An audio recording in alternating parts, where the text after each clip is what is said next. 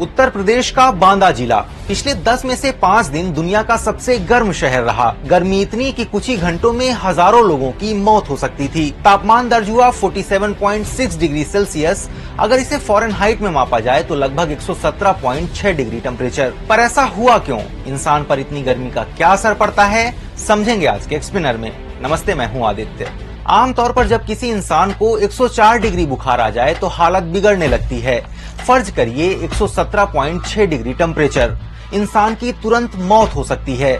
अब रिकॉर्ड तोड़ गर्मी की 5 वजहों पर नजर डालते हैं। पहली वजह, पथरीली जमीन और कठोर चट्टानें। बांदा का करीब 25% हिस्सा ऊंचे नीचे पठारों और चट्टानी उभारों से भरा है। ये बुंदेलखंड पठार का हिस्सा है जो ग्रेनाइट और नीस जैसी कठोर चट्टानों से बना है। बांदा की बाकी समतल जमीन के नीचे भी ग्रेनाइट और नीस की परत है जो गर्मी को तेजी से सोख लेती है और देर तक गर्म रखती है।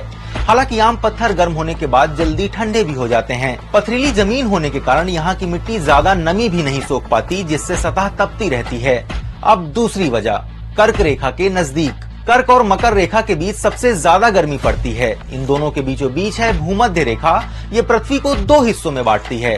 धरती के इस इलाके में तकरीबन पूरे साल सूरज की किरणें सीधी और सबसे पहले पहुंचती हैं और बांदा है कर्क रेखा के पास। इसी वजह से ये सबसे गर्म इलाका है। एक खास बात ये भी है कि ये रेखाएं काल्पनिक हैं। वैज्ञानिकों ने इन्हें सूरज की रोशनी के पैटर्न को समझने के लिए खींचा है।